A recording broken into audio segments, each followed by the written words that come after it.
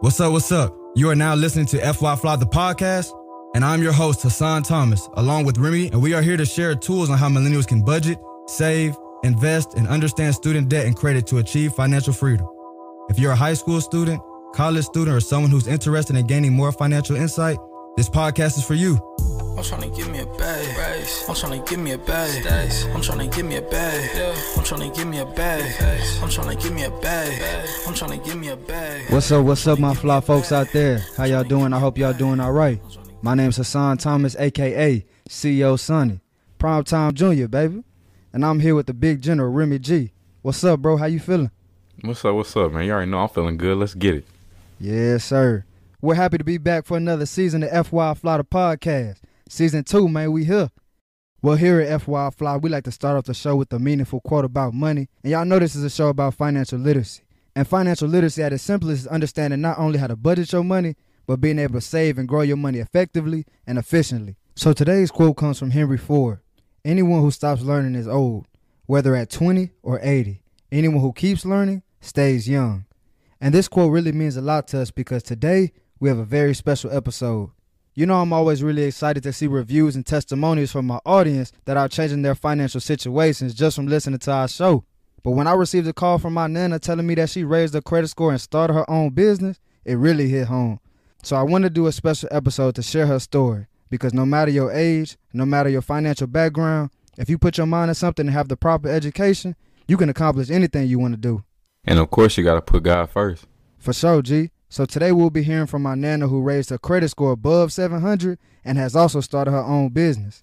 And me and Hassan gonna chop it up about this last year of COVID that we've gone through, the importance of sticking with your loved ones, and some ways you can make money during this pandemic so we can make it a bandemic. You feel me?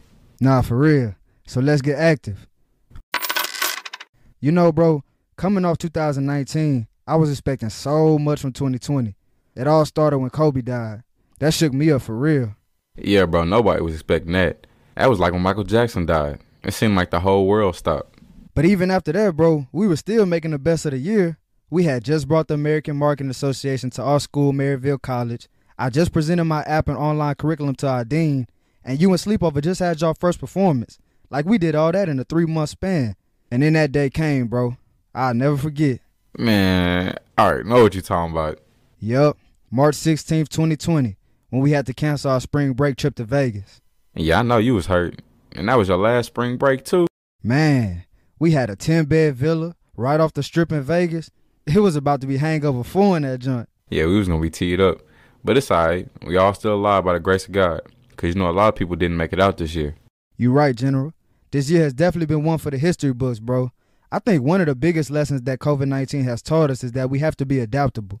You know, no one could have expected this last year we went through. And if you weren't able to adapt, then I'm sure this year was really tough. Man, this year was tough regardless. People losing jobs, losing lives. If you were lucky to have a job, you had to adapt to work from home, which really put a lot of stress on people, not being able to differentiate between their home from their workplace. Now, that's facts, but I know you had to adapt too. When school went fully online, see me, I had to finish out the last month of my senior year online, so I can only imagine how it was for y'all. How was it though, bro, doing your whole senior year online? You mean Zoom University? Maryville College not the same MC we used to turn up. You know I'm still seeing new faces. It's been a test to say the least, but I'm thugging it out, big bro. Marketing degree me, May 8th, baby. But ain't you walking the next day, bro? I'm thinking about it, man. You know, since our graduation was canceled because of COVID, our school is giving class of 2020 a chance to walk across the stage the day after class of 2021's graduation. Guess everybody just got to adapt then, huh, G? Chill out, bro. But nah, for real. I feel like COVID has also somewhat exposed our personal strengths and weaknesses. I feel like it has allowed us to become more aware of our habits. Now, probably since we've been at home doing the same thing for a year now, but nevertheless, COVID for a lot of people has been a time of reflection. For me, it allowed me to really focus on the things I love to do and cut out the things that are not benefiting me or my loved ones. Like, bro, I'm locked in. Like Kodak say, I got tunnel vision. I'm literally focused on what makes me happy, and what makes me happy is working on my craft every day and spending time with my loved ones. Because as we know, life is short. So that's why I really wanted to touch on the importance of staying locked in with your family. I agree, bro. I know family can get on your nerves sometimes, but at the end of the day, they family. That's blood, and you really got to cherish your family. If we being honest, even your family can do you dirty sometimes. So it's really about cherishing those who love you. Whether they're your family or not, If they're showing you nothing but love, you make sure you hold them down and go above and beyond for them. Facts, CEO. During these times, you got to keep your loved ones tight because at some point you're going to need someone to lean on. We spent a year in the house during the international pandemic. We've never experienced something like this, and it's okay to not have all the answers. It's okay to not know how to feel. Whenever you're feeling down, you should be able to count on the support of your loved ones during this crazy time we're going through. So be sure to take care of your mental and physical health at all times, because without those two, being financially fit doesn't really matter. Big facts. So now let's touch on some things that can help you bring in some money during what we hope is nearly the end of this pandemic. One creative thing you could do is become a virtual assistant. If you have a digital skill that you're good at, like graphic design, social media marketing, writing, photography, in this day and age, we can use our skills to bring in side income. So go ahead and get active. You can also create an ebook or online course over a certain topic you excel in. You don't need thousands of followers to start making sales. All you got to do is create an Instagram to expose your talent or ability, and then create a course showing people how to do the same exact thing that you're already doing. Another way of bringing in some extra guala is selling your unwanted clothes on sites like Poshmark, ThreadUp, ThreadFlip, and Twice. These are places you can resell your used or worn clothes. So if you're trying to get rid of some clothes you don't wear anymore, or your kids outgrew their winter clothes, sell them on those type of sites. Or you can keep it simple and sell them on eBay, Facebook Marketplace, and OfferUp. Another smooth way to bring in some income from the comfort of your home is to be creative. It's so many ways to make money out here, it's ridiculous. Start an online store through Shopify or Amazon. You can even use Airbnb to rent out a room in your own home. But please make sure they get checked for that vid now. Nah, for real, G, because we can't go. So let's take advantage of the times that we're in now. Everything has moved virtual. There are so many work from home positions available. Virtual travel agent, virtual workout instructor, virtual tutor.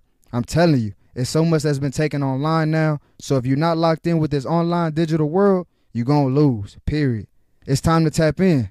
Back to being adaptable, bro. COVID has forced businesses to go online. Like, think about it. Small businesses, small mom and pop shops who thrive from in-store customers, if they had any chance to survive, they had to find a way to evolve and serve their customers digitally. That's a great point, bro. Because if you think about it, COVID really has sped up the digitalization of the world. Like, having an online presence wasn't mandatory 5 years ago. But now if you want to eat, you're going to have to be able to make them digital plays. Facts, General.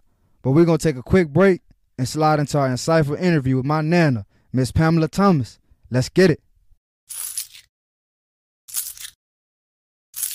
Hold on now. You haven't heard about Anchor. It's the easiest way to make a podcast. Let me explain. First of all, it's free. They have creation tools that allow you to record and edit your podcast from your phone or your computer. Anchor will also distribute your podcast so it can be heard on Spotify, Apple Podcasts, and many more. You can also make money from your podcast, whether you have 200 listeners or 2,000. It's everything you need to make a podcast in one place. So download the free Anchor app or go to anchor.fm to get started. Let's go. What's up, my fly folks out there? How y'all doing? I hope y'all doing all right. And today we have a very special guest on my show, my beautiful Nana, Miss Pamela Thomas. Welcome to the show, Nana. Well, thank you for having me. I'm very excited to be here with you. Yes, ma'am. Yes, ma'am. We're happy to have you here. Like I was telling my co-host, Remy G, we're always super excited to hear reviews and testimonials from our audience that are changing their life just from listening to our show. But when I received your call, Nana, it really hit home. Well, it really hit home for me to be able to listen to you guys and then understand and learn and apply what you said. And I saw the manifestation of me applying what you're saying, and I'm just excited. And I know it's just going to get better and better. Oh, yeah, you already know. I just feel like since we were so close, even since I was born, just you talking up a storm in a delivery room and having my mom saying, And your mother told my son, her husband, tell Nana to be quiet. And I always talk. And I was like, oh, but I didn't hear that part then. I only heard it after I watched the video a couple of months later. Yeah, we definitely may have to show that video one day. I feel like, this our relationship over time. It's always been real close and real tight. And I know you remember that summer right before I went to high school. I think I was about 13 or 14 and I wanted a job. And I think you know what story I'm about to tell. You would have laced the fly folks up on that story, Nana. That was the dumbest idea I ever had. And I thought it was a good idea. Okay. So he wanted a job. So smart me said I should get him a job at the college where I was working. So I called the athletic trainer and I asked her, I said, can my grandson work down there with you for the summer? And she said, I don't have any positions. I said, just make up something. I said, and I will pay him and I'll just give you the money and you write him out a check. So Hassan went on the interview. He said the lady didn't ask him enough questions. I was like, oh my God. So I called the lady. I said, you didn't ask him a lot of questions. And then, so he said he got the job. And then I think it was 2 weeks later, he wanted to ask her for a raise. Now, mind you, they need that. the money was coming out of my little paycheck. And I was like, oh my God, this is the dumbest thing I ever said. So I was actually paying him, but I couldn't tell him I was paying him. He really thought he had a job. Yeah. And the next summer, my other grandson said, Nana, y'all have any jobs at the college? I said, no. That really instilled that work ethic in me, though. So I really appreciate you for that. And you know, I'll never forget that because I didn't find out until was it the night before graduation, my high school graduation? Yes, we said we should tell you now. Your mother was trying to give me money back. I said, no. Let me suck it up. I made this bed and I'm going to lay in it. Yeah. So definitely, you know, and you know, about 3 weeks ago, I remember when you called me and you let me know that you actually raised your credit score to over 700. So I'm definitely, congratulations on that. First of all, congratulations on raising your credit score to over 700. You know, we got that FYI FLI credit repair coming soon. Now, so y'all stay tuned. But, you know, so before we get into how you raise your credit, tell us a little more information on you and your background. Just, you know, talk to the listeners real quick. Okay. I'm a registered nurse. I was born and raised in Kankakee, Illinois. I'm the youngest of 12 kids. And so as a nurse, I've worked in different fields, but I think my greatest reward was working at Prince George's Community College, where I met and was able to influence a lot of the students there. And I still have relationships with those students. Mm. And so it's been a joy, even though I took a $25,000 pay cut for that job. It ended up being my assignment, and it was a blessing to me and a blessing to a lot of other people. With that pay cut, what was it that really intrigued you about that job? Was it the passion for students, passion for helping people, or what do you think? No, I thought I was going to a college, and I said, oh, out of the box thinkers, open, creative. I can go in there and have fun and work and do what I need to do, because I always believe that you can work, but you can still have fun.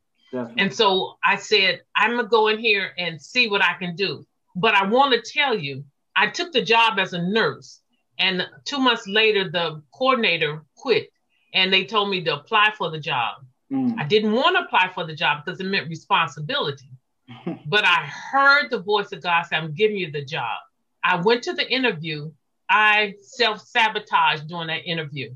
And the people said, we didn't hear any of that. It was unanimous when you left out, we wanted you. Wow. So I'm saying when God has something for you, it's for you, no matter how you try to mess it up. He can make them not hear or see what you tried to mess up.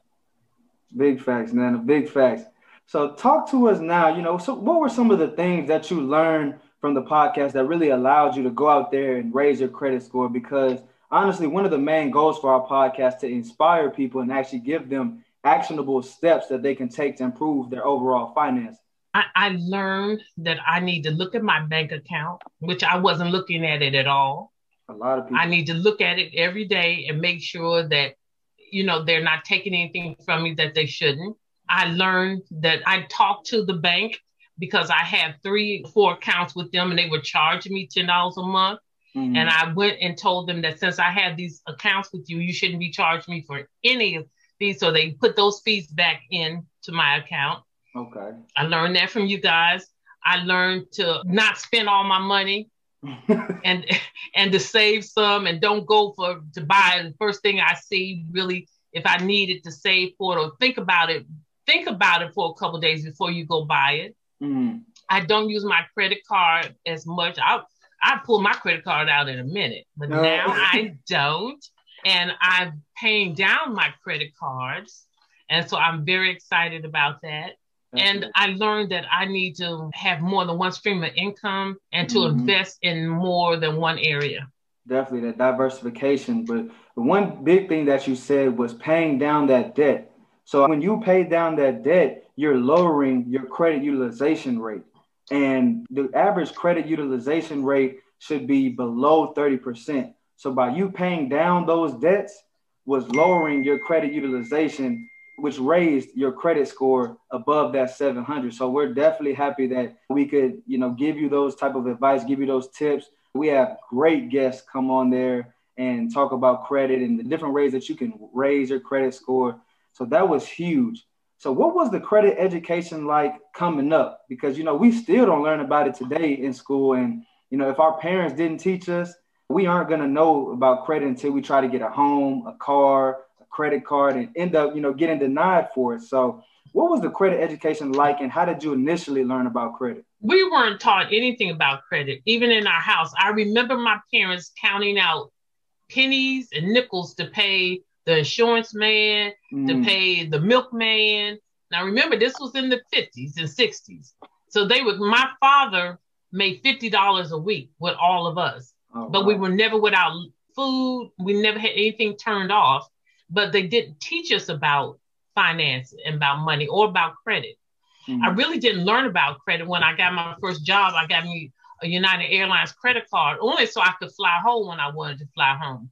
So I would fly every weekend from Washington, D.C. to Chicago, Illinois to be with my parents. And I would charge it. I'm telling you, I'm 68 now, and I'm just learning to really have a handle on credit and credit cards and how to do my finances. And I'm learning it from you guys. I'm learning it from family members who are good with, but I think what's missing is the family members who are good at finances need to teach the other family members how to handle their finances so that the entire family is doing well in their financial status. Definitely.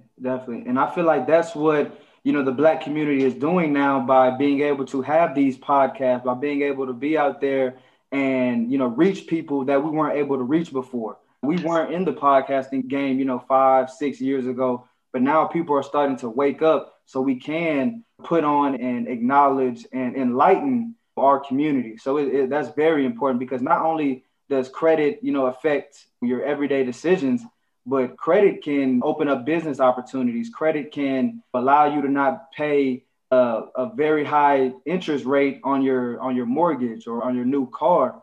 So that's just so very important because, not only did you raise your credit, you actually started your own business as well. Yes. Yes, ma'am. So, I've been encouraging you to start your business for the last 2 years, and I'm just so happy for you.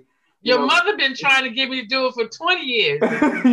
Yeah, so she definitely got me beat. So tell us, what exactly is your business and what propels you to take that big leap of entrepreneurship? Well, because I want to see people healthy. I had the opportunity the year that I was going to retire to learn a new phase because I always know there was more one way of being healed. And so I had an opportunity to do energy medicine. And what I found out that I love doing energy medicine, and I can still incorporate my conventional medicine practice into that, and people can get healed in numerous ways. And I had the opportunity, like you say, to start my business. And the company is very good with encouraging us and making sure that we are successful practitioners. And I've been working very closely with them. And then listening to you guys, listening to your mom, tell me what to do and some avenues of how to open up. I've really learned a lot. And I'm learning. I'm never too old to learn. Never. Like even you, that's showing people that, no matter what age you are, if you're willing to change your mindset and really lock in on your goals, you can accomplish anything. So tell our fly folks listening, how can your wellness business help people with their finances? Wellness, you can create wealth, you can create opportunities. I always say wealth opens up the door, but health makes you go through the door. Ooh. Because if you don't have your health, there's nothing you can do with all of that money. It won't buy you a new, look at Steve Jobs. He had a liver. He had enough money to buy 10 livers, but he didn't, or he couldn't, or none matched. I don't know the whole story, but I want you guys to know that in all you're getting, Make sure that your health is good, because the one thing that you want is to be healthy and wealthy, wealthy and healthy, so that you can enjoy life to the fullest. So remember what I said, wealth opens the door, but health will take you through that door. Yeah, I'm definitely glad you repeated that, because that's a bar right there, man. Yeah. Yeah. So let's touch back on that energy medicine real quick. You know, how is energy medicine different from the conventional medicines that we've always taken? Energy medicine goes to the root problem. It detects things way before it comes to the surface. Conventional medicine waits for it to get to the surface, and then they treat the symptoms. The energy medicine goes in because it's just like your wealth. If your wealth isn't flowing, you can't accomplish what you need. The same way with the energy of your body, if it's not flowing, you'll be stagnant. You'll be hindered. You can't move and operate the way you really need to. So we go in and we get to the root problems. We see what emotion is hindering your organs from operating, and what emotion, what stress level is keeping you from operating, maybe some trauma in the past, maybe some emotional setbacks that you had. We can detect all of those things in energy medicine. Oh, wow. Even before they actually come in life. By the time you see them out in the open, it has done a lot of damage on the inside. So we're preventing and stopping that damage from doing any more destruction than it is. That's why I say my business is Cedars for Life. And the Cedars is correcting energy distortions and restoring systems. We're correcting all those distortions so that your systems are now fully functional and you can get that wealth. And that's something that's huge, Nana, those systems in business and in health. Your systems and processes have to be running well, and they have to be running at full capacity. So that's huge. Yes. That's huge. So before we let you go, get back to your entrepreneurial grind, Nana, what are some final words for anyone at any age looking to start something, whether it be a business, stock trading, raising credit, beginning an emergency fund? What advice you got for us, Nana? To take a risk. Take a risk. Find out from some experts what you need to do, and then try and take some of your finances, not all of it, because people don't want to lose. At our age, we don't want to lose everything because it's too hard to start over. But take those risks. Learn, listen to different people, read different things, go to the podcast, go online, go to some seminars that the banks have and the other people have, and learn and see what it is you need to do. Because now it's like, now we don't have children to worry about. So it's kind of easier to take those steps. But you have to remember, we were fearful of a lot of things that we didn't understand. Fear kept us back. It kept us stuck because our parents told us to go get a good government job and retire from that. My generation told my kids, your father, to go get an education. Well, education isn't everything because it's not making people wealthy. Your generation is saying, we got the education. We went and got educated. But now our education is coming because we see and know that there's more to life than what we have. And so I want to invest in that. I want to sow seeds to the young people. I want the next generation to know that you can do this. And here, the older generation is behind you, pushing you, and even pushing each other, the older generation. Us seniors pushing each other to say, we can do this. Long as we have breath, we can still do this. Yes, ma'am. Yes, ma'am. Thank you so much for joining us on FYI FLI The Podcast. But actually, before you go, man, I got one more question.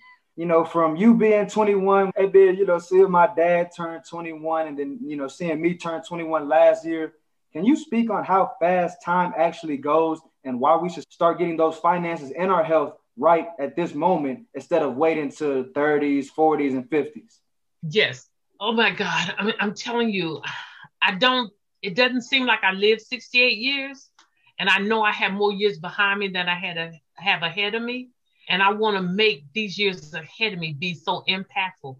Not only impactful for me, but I want my grandkids and I want my seed and my seed to see that you can still strive to become, no matter what age you are, you can still push to get what it is that maybe you didn't get at 20 and in your 30s. But it's important to know those things. And like you said, to know the financial situation, know the medical situation, the health situation, know your family health history, know where your shortcomings are, and be okay that we all have weaknesses. But how can I strengthen my weakness? And sometimes it's me pairing up, and I take my shortcomings and my weakness to you who have a strength in that area, and you can help me with it. Just like I'm going to help you stay healthy so that you can get your wealth.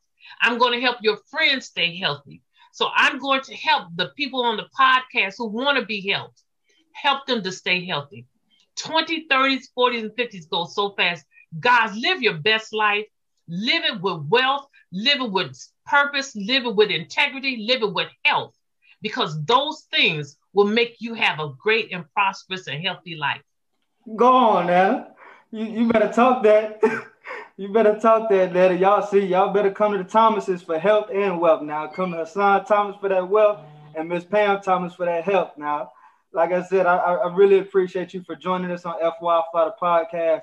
Please let the audience know where they can reach you, your website and everything. Go ahead. It's www.neshealth.com. And when you click on it, you go to Find a Practitioner and Pamela Thomas, and you'll find me there. And on that site, you can read all about energy medicine. But I suggest you give it a try, and you'll like it. Big facts. You got to tell them about that Galata. That's the energy juice right there. There's some liquid remedies that they call it. It's really infoceuticals. It's energy in structured water. And I gave Hassan a bottle, and he loves it. Oh, yeah. And it gives him energy. He can tell the difference when he takes it. And I'm telling you, if you guys try it, you'll be surprised. Most of us pretend that nothing's wrong with us because we can't see it. And because when we really are prosperous and doing well, we think that we're okay. But this goes to the root, and it will show you what's hindering you that you're not addressing, or maybe you're not even aware of it because it's so well hidden, because we push things down that we don't want to deal with. Well, we're going to bring them up and deal with them and confront them and get them out of you is what energy medicine is going to do. Yes, ma'am. Thank you so much. Thank you, Mr. Hassan Remy Thomas. Hey, don't be putting the full government name out there. Now we're going to take it back to Remy G and me for one of our favorite segments in the show called Did You Know? Let's go. Welcome back to FYI FLI The Podcast. And if y'all didn't know what time it is, me and Remy G finna let y'all know. Did you know 119 million people have been affected by COVID-19? Did you know 2 million people have died from the coronavirus? Did you know COVID-19 has put 124 million people in poverty? Did you know 90% of the student population has been affected by corona-induced closures? Did you know 12% of the population does not have access to internet? Did you know 268 million vaccine doses have been administered? In conclusion, man, to wrap it all up for y'all, I decided to use my Nana's personal success story to show y'all no matter what age you are, if you want to do something, go out there and do it. It's as simple as making a plan and making a play, baby. Yeah, don't allow other people's failures or shortcomings stop you from going out there and chasing your dreams. What God has in store for you may not be in store for them. And continue to wear y'all masks, man. Just because you see people starting to get comfortable, y'all know what Future said. Don't get too comfortable now. But for real, we have been through a lot this year. So make sure you're taking care of your mental, physical, and fiscal health. It ain't no telling what's going to come our way. Some of the best advice I got from my pops was to always prepare for the worst and pray for the best. And like our bro William Sweet of the Dallas Cowboys said, do your best and let God do the rest. Yes, sir. But y'all know we can't leave y'all without some actionable items. So after listening to this show, go tell everyone in your corner, whether it's one person or 15, tell them you love them, and if they need you, that you're always going to be there for them. And actually stand on your word. You can ask Son. I live and die by my word because that's the only thing you got out here. Your name and your word. Facts. I ain't think nobody was more reliable than me until I met Mr. Make a Play. If he tell you he got you, then he got you. You already know, CEO. And also, before y'all go, be sure to do some research and come up with a plan to start making money online, as we said earlier. If you're not making money online, then you're losing. Period. Even if you have a good paying job, Having one source of income is way too close to having none. So thank y'all for tuning in to the intro. This is the intro. Walk in, sit on your couch. We don't care about your kid. My fault. Chill out, bro. But nah, for real, y'all go check out the G-Tape. Available now on all streaming platforms. Yeah, do that. But for now, stay safe. Stay invested. Stay fly. Thank you all for listening to FYI FLI The Podcast, and we hope you enjoyed the show. Tune in next week for more financial literacy insights with our special guest. Please visit our website, social media platforms, and subscribe to our YouTube channel at FYI FLI Podcast. That's FYI FLI Podcast. See y'all next week and stay fly. But don't y'all go anywhere just yet. Stay tuned as each week here on FYI FLI, we like to give an independent artist a place to shine and gain some exposure. This week we have It Starts in the Heart by Alvin Garrett. Let's get it. Oh, where are we marching? Do we know where the road's gonna end? Who are we following? Are we further than where we began? Who are we watching? Are we sure that they're really a friend? Why are we hollering? Oh, no. That's not how we're gonna win.